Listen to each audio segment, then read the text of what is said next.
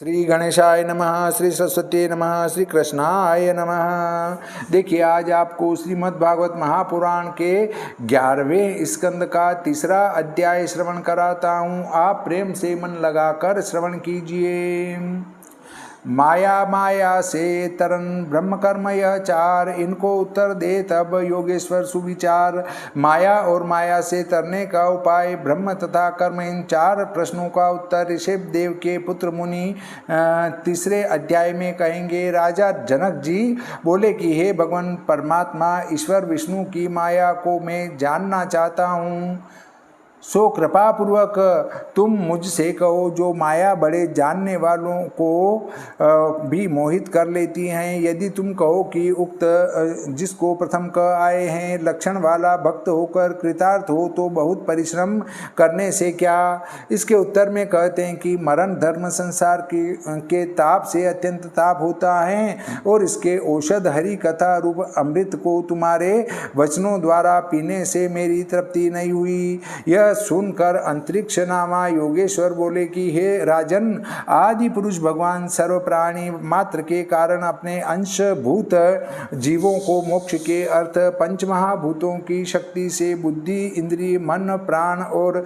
शरीर उत्पन्न करते हैं। सो शक्ति माया का रूप है। इस प्रकार पंचमहाभूतों से सृष्टि रचे संपूर्ण प्राणियों के मध्य में भगवान अंतर्यामी रूप से प्रविष्ट होकर एक प्रकार मन और 10 इंद्रिय रूप से जीवों को भिन्न भिन्न विषय भोग कराते हैं।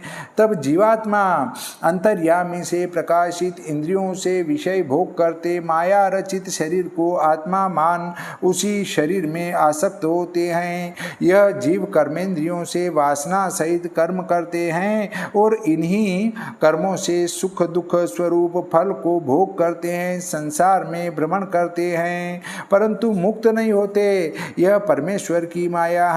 इस भांति अनेक क्लेश युक्त कर्म मार्ग में चलते जीवात्मा परवश होकर महाप्रलय तक जन्म मरण को प्राप्त होते हैं। अब प्रलय कहते हैं पंचमहाभूतों के नाश का काल जब निकट आता है तब आदि अंत रहित काल में लीन करने को इस स्थूल सूक्ष्म प्रपंच को खींच लेते हैं।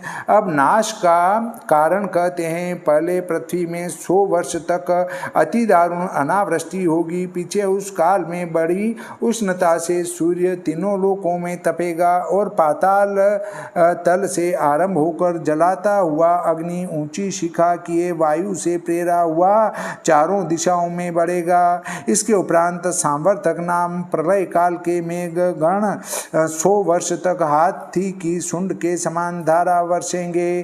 तब उस जल में यह ब्रह्मांड लीन हो जाएगा। हे राजन, जैसे अग्नि काष्ठ न हो तो शुद्ध अग्नि में मिल जाती है, उसी प्रकार ब्रह्मांड रूप शरीर वाला विराट पुरुष ब्रह्मांड रूप अपने शरीर को छोड़कर सूक्ष्म पर ब्रह्म में प्रवेश कर जाता है। पृथ्वी का गुण गंध है, पीछे उसको प्रलयाकार का पवन हर लेता है।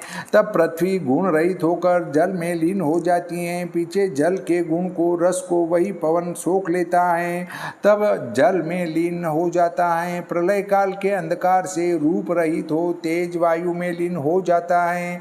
पीछे आकाश से स्पर्श गुण हर जाने से वायु आकाश में लीन हो जाता है। इसके उपरांत आकाश के गुण शब्द को काल रूप ईश्वर हर लेते हैं। तब आकाश तामसा अहंकार में हो जाता है। फिर इंद्रियें और बुद्धि राजसाहंकार में लीन होती हैं। मन इंद्रियों के देवताओं सहित सात्विक अहंकार में लीन हो जाता है। हे राजन, इसी प्रकार तामस, राजस और सात्विक यह तीनों गुणों का कार्य इंद्रियादिक सहित अहंकार महत्त्वों में लीन होता है और वह महत्त्व प्रकृति में लीन होता है। सात्विक, राजस, तामस तीनों गुण युक्त उत्पत्ति, पालन और प्रलय करने वाली यह भगवान की माया है। सो मैंने तुमसे इसका रूप वर्णन किया, अब और क्या सुनने की इच्छा है। श्री सुखदेव जी बोले कि हे राजा परीक्षित, इस प्रकार प्रकार अति दया युक्त मुनि को देख इस संसार की माया से तरने का उपाय राजा जनक पूछने लगे कि हे महर्षि, यह ईश्वर की माया अजितेंद्रियों को अति दुस्तर है, इसलिए देहाभिमानी भी जिस प्रकार इसे सुखपूर्वक तर सके वही उपाय तुम मुझे बताओ। तब प्रबुद्ध नाम चौथे योगेश्वर बोले कि हे राजन, भगवान वासुदेव की भक्ति बिना माया के तरने का और कोई उपाय नहीं है। यह जान साधन सहित भक्ति को वर्णन करते हैं। पहले वैराग्य से गुरुओं के निकट जाए सो 4 श्लोक में कहते हैं। हे राजन, स्त्री पुरुष मिलकर अपने सुख और दुख दूर करने के कर्मों का आरंभ करते हैं और फिर उन कर्मों के फल में दुख ही देखते हैं। कर्म के साधन से धनाधिक मिलकर भी सुख नहीं देते। इस पर से कहते हैं कि नित्य दुखदायी, उस पर भी दुर्लभ अपनी मृत्यु कारक धन, गृह, पुत्र, बंधु और पशुओं के पीने से क्या सिद्धि है। यह तो सब मिथ्या है। इसी प्रकार कर्मों से उत्पन्न हुए परलोक को भी मिथ्या जाने, जिसमें अपने समान से ईर्षा, अधिक की निंदा, स्वर्ग से गिरने का भय, इतने दुख स्वर्ग के विषय भी हैं। जैसे थोड़ी भूमि के राजाओं को समान देखकर ईर्षा, अधिक की निंदा और चक्रवर्ती राजा से भय इत्यादि दुख होते हैं। इसलिए अपना उत्तम कल्याण चाहे तो भक्ति पूर्वक गुरु की सेवा करे। गुरु के लक्षण कहते हैं, मुख्य तो वेद का अर्थ अति श्रेष्ठ जानता हो, जिससे कि सब संदेह दूर कर सके और पर ब्रह्म भगवान के स्वरूप को जाने। जो आप ब्रह्म को न जाने तो औरों को कैसे ज्ञान देगा।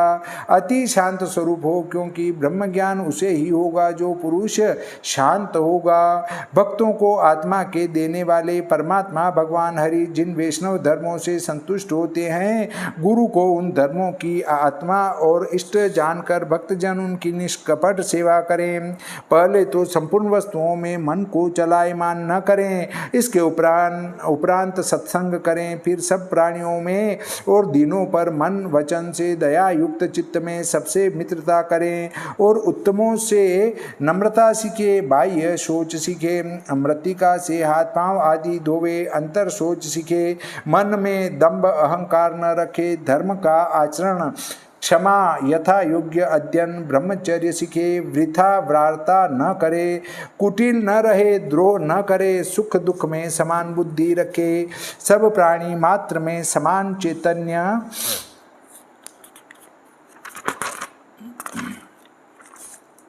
आनंद रूप से ब्रह्म को विचारे, नियंता समझकर ईश्वर को विचारे, एकांत में वास करे, ग्रहादिकों में अभिमान न करे, निर्जन मार्ग में पड़े हुए वस्त्र अथवा वल्कल को पहने, अधिक क्या कहें, जो वस्तु प्राप्त हो उसी में संतोष रखें और की इच्छा न करें। जो शास्त्र केवल भगवान को ही बताते हैं वह भागवत शास्त्र हैं, उसे सुनने की श्रद्धा रखें और की निंदा न करे और मन, वचन, कर्म इन तीनों को दंड दे। मन को तो प्राणायाम करके रोके। वाणी का दंड यह है कि मिथ्या वचन न कहे।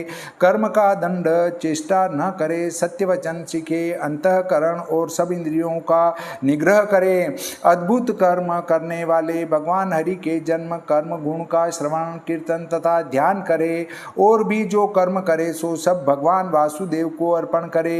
यज्ञ, दान, तप, सदाचार और आपको जो प्रिय वस्तु हो सो सब गंध पुष्पादिक और स्त्री, पुत्र, गृह, प्राण, यह सब परम पुरुष भगवान वासुदेव को निवेदन करे और यह सब धर्म गुरु के पास सीखे। इस प्रकार भगवान श्री कृष्णचंद्र को आत्मा मानने वाले मनुष्यों से मित्रता और स्थावर जंगम प्राणियों में सेवा, विशेष करके मनुष्यों की और उनमें भी महात्मा तथा साधुओं की सेवा करे।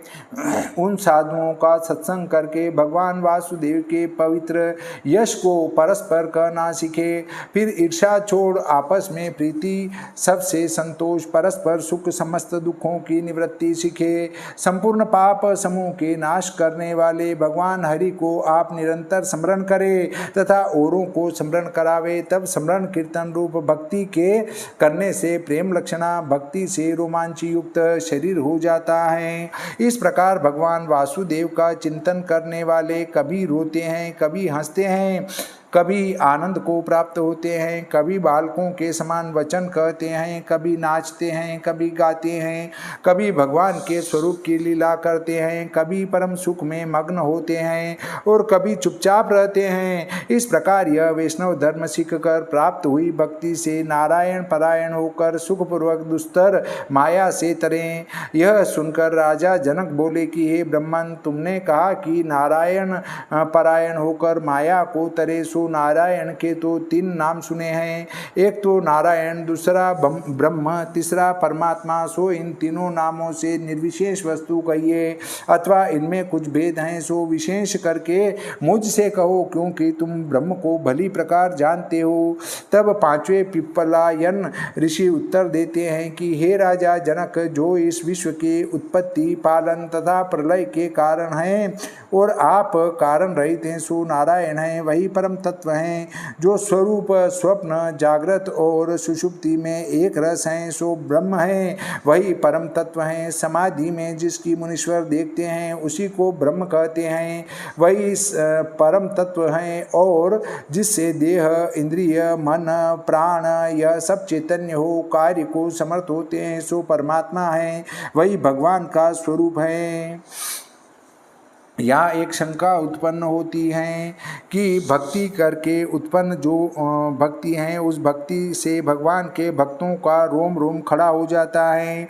ऐसी रोमांच हुई देह को धारण करके भक्तजन भगवान का भजन करते हैं। ऐसी उत्तम भक्ति कौन सी है? इसका उत्तर ये है कि भगवान में बड़ी भक्ति, जैसी अम्बरीश आदि भक्त भक्ति करते थे, वैसी भक्ति से भगवान के चरण कमल में प्रीति उत्पन्न हो, उसी प्रीति का नाम भक्ति से उत्पन्न भक्ति है। ऐसी भक्ति करके भगवान का भजन करेगा तो प्राणी मोक्ष को प्राप्त हो जाएगा।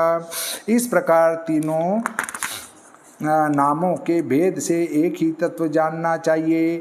यदि तुम कहो कि इसको ब्रह्म को विषयता प्राप्त हुई है, तो इसका निषेध करते हैं कि इस ब्रह्म को वाणी, नेत्र, बुद्धि, प्राण और सब इंद्रियें स्पर्श नहीं कर सकती। जैसे छोटी चिंगारी महाभूत अग्नि को नहीं प्रकाश कर सकती और न जला सकती है, ऐसे ही मन आदि जड़ इंद्रिय सृष्टि के प्रकाशक ब्रह्म को क्या कर सकेंगी। यहाँ पूर्व पक्ष करते हैं कि अहो वेद गो ब्रह्म को बताते हैं, तो कहते हैं वेद भी प्रकट नहीं। कारण यह है कि वेद स्वयं ही कहता है कि वाणी, मन आदि से जो पदार्थ जाने जाते हैं, जो इनके बोधन करने वाले हैं, वह ब्रह्म को नहीं प्राप्त हो सकते। इससे यह न समझ लेना कि वेद ब्रह्म को नहीं कहते, किंतु वेद कहते हैं स्थूल भी ब्रह्म नहीं है, अणु भी ब्रह्म नहीं, और जो वाणी से कहा जाए सो भी ब्रह्म नहीं इत्यादि। इस निषेध की जो अवधि है वही ब्रह्म है, बिना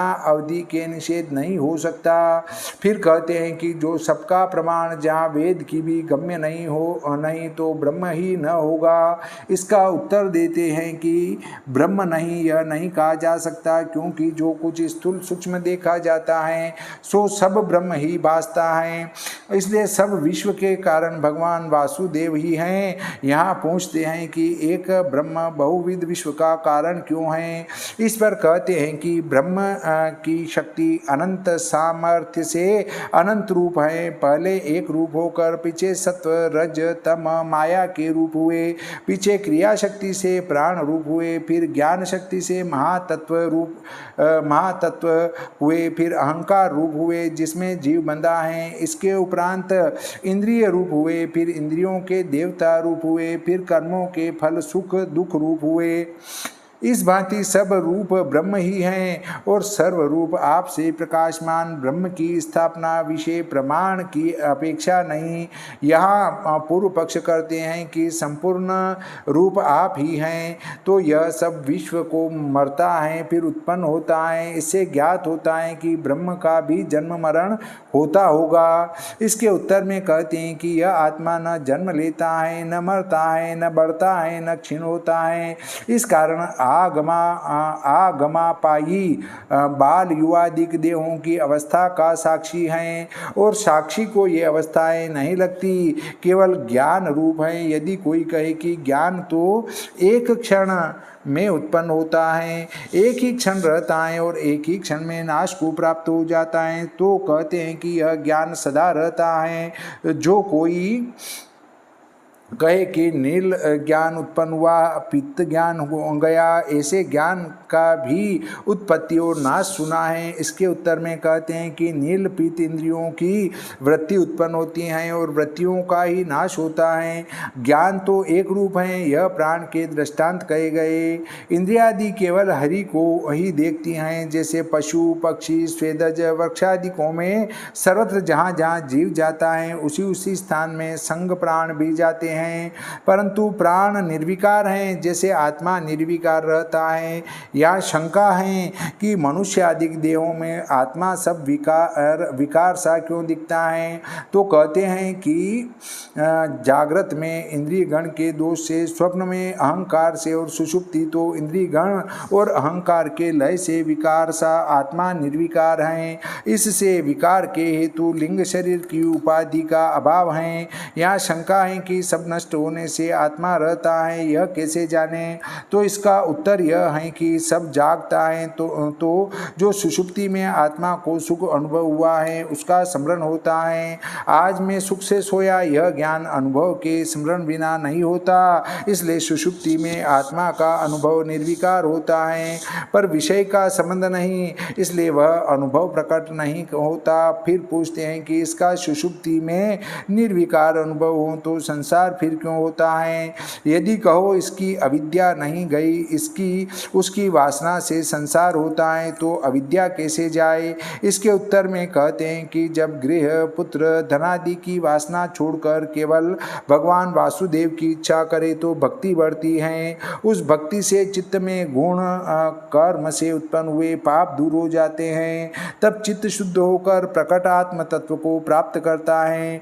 जैसे निर्मल दृष्टि होने से सूर्यमंडल का प्रकाश दिखता है। राजा जनक बोले कि भक्ति तो कर्म योग के अधीन है, इसलिए प्रथम मुझसे कर्म योग कहो, जिस कर्म के करने से शुद्ध होकर फिर कर्म का वेग दूर करके पुरुष निष्कर्म श्रेष्ठ ज्ञान पाता है, अर्थात जिससे सब कर्म निवृत्त हो, सो कर्म योग कहो। हे महाराज, यही प्रश्न मैंने पिता के आगे जब सनकादिक आए थे तब किया था, उन्होंने भी मुझे कुछ उत्तर नहीं दिया। इसका क्या कारण, सो मुझसे कहो।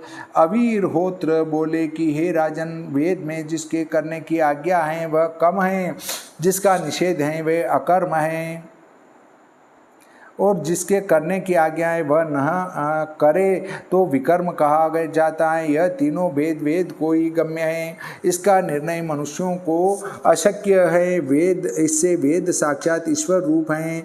पुरुष के वचन में वक्ता का अर्थ जानना अति कठिन है। जहाँ पंडित भी मोह को प्राप्त होते हैं, सो तुम तो बालक थे, इसलिए तुमसे नहीं कहा। वेद का तात्पर्य क्यों नहीं जाना जाता, सो कहते हैं यह वेद सब परोक्षवाद है, अर्थात जो अर्थ और भांति होता हो उसके छिपाने को और भांति कहे, इसे परोक्षवाद कहते हैं। उसी प्रकार वेद में कर्म छुटाने का कर्म कहा है, मूर्ख उसी कर्म को जानता है। यहाँ पूछते हैं कि कर्म का तो स्वर्गाधिक फल सुना जाता है, फिर कर्म को त्याग कर फल कैसे जाने। इसका उत्तर कहते हैं कि यह जो कर्म कारण कहे हैं सो मूर्खों की शिक्षा के लिए हैं, नहीं तो धर्म में किसी की भी प्रवृत्ति न हो। जैसे बालकों को औषध खिलाना चाहे तो लड्डू दिखाइए और दीजिए, उस लड्डू के लोभ से वह बालक औषध पी लेगा। औषध का यह फल नहीं कि लड्डू खा जाए, उसका तो यही फल है कि आरोग्य कर देगा। उसी प्रकार जीव सब विषी हैं और लोभी हैं, उनको स्वर्गाधिक का लोभ दिखाकर कर्म में प्रवृत्त करते हैं, पीछे इससे भी निवृत्त का फल उत्तम है। इस ज्ञान से उनके कर्मों को छुड़ाते हैं, यह वेद का तात्पर्य है। जो कर्म त्यागना ही मुख्य है तो पहले ही कर्म त्याग कीजिए। तो कहते हैं कि स्वयं अज्ञ हो, अजितेंद्रिय हो और वेदोक्त कर्म न करे तो कर्म के बिना अधर्म से मर कर फिर मृत्यु को ही प्राप्त होता है। और सदा काल के ही मुख में रहता है, इसलिए वेदोक्त कर्म ही करे, निषिद्ध कर्म न करे और कर्म के फल की इच्छा न रखे। जो कुछ कर्म करे सो सब ईश्वर भगवान वासुदेव में ही समर्पण करे तो पुरुष मोक्ष रूप सिद्धि को प्राप्त हो। यहाँ पूर्ण पक्ष कहते हैं कि अहो, वेद विषय जो फल सुने जाते हैं, जैसे औषधि पिलाने के लिए बालकों को लड्डू देता है, उसी प्रकार कर्म करने से फल अवश्य होगा। इस पर कहते हैं कि यह मत कहो कर्मों में प्रीति उपजाने का फल सुनाना है, जैसे औषध देने के समय बालकों को मीठी चीज दिखाते हैं। अब वैदिक कर्म कहकर आगम की विधि कहते हैं। जो कोई निर्विकार जीव के अहंकार की गांठ छुड़ाना चाहे तो वह आगम और वेदोक्त के प्रकार से सबकी पूजा करे। अब पूजा की विधि कहते हैं। जब इस पुरुष पर ईश्वर अनुग्रह करते हैं तो सद्गुरु मिलते हैं, फिर उन गुरुओं से पूजा की विधि जाने, तब आपको जैसी मूर्ति रुचे उसी प्रकार बनाकर भगवान वासुदेव की पूजा करें। सो विधि कहते हैं कि पहले तो स्नानादि करके पवित्र हो, फिर उस मूर्ति के सम्मुख बैठ प्राणायाम और भूत शुद्धि कर देह को शुद्ध करे। इसके उपरांत उत्तम न्यासों को कर अपनी रक्षा करके भगवान हरि की पूजा करे। पुष्पादिक द्रव्य के जंतु आदि शोधन कर भूमि का सम्मार्जन और मन को सावधान कर मूर्ति को स्नानादि कराकर आसन का प्रोक्षण कर प्रतिमादिक विषय अथवा हृदय में यथा प्राप्त उपचारों से पूजा करे। पाद्य अर्घ्य इत्यादि सब विधि पूर्वक देने के उपरांत पहले अपने हृदय में पूजित भगवान वासुदेव को सन्निधापन मुद्रा से दृढ़ धर सावधान होकर ध्यान करे। इसके पीछे हृदय, शीर, शिखा, कवच, नेत्र, अस्त्र, मंत्र और मूल मंत्र से पूजा करे। इसके उपरांत हृदयादिक अंग उपांग न्यास, सुदर्शन आदि पार्षद परिवार देवता सहित उस मूर्ति को पाद्य अर्घ्य आचमन स्नान वस्त्र आभूषण उपचार कर गंध पुष्प अक्षत माला धूप दीप नैवेद्य से पूजा करे। फिर स्तोत्रों से स्तुति कर नमस्कार करे और अक्षत रहित उस मूर्ति को तिलक करके पूजे, क्योंकि अक्षत से भगवान हरि की और केतकी से महादेव की पूजा नहीं करनी चाहिए। अक्षत से तो भगवान हरि की पूजा नहीं होती है, विष्णु भगवान की, और केतकी से महादेव की पूजा नहीं होती है। ये ध्यान रखना चाहिए।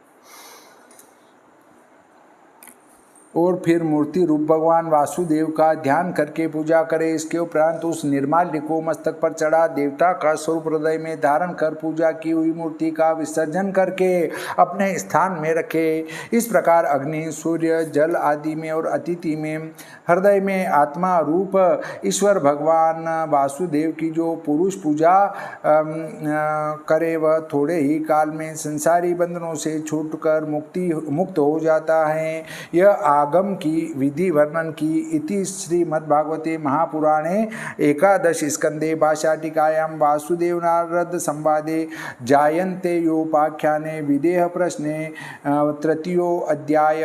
श्री कृष्ण चंद्र भगवान की जय, श्री गणपति जी महाराज की जय, सरस्वती मैया की जय, श्री रामचंद्र भगवान की जय, श्री बजरंग बली की जय।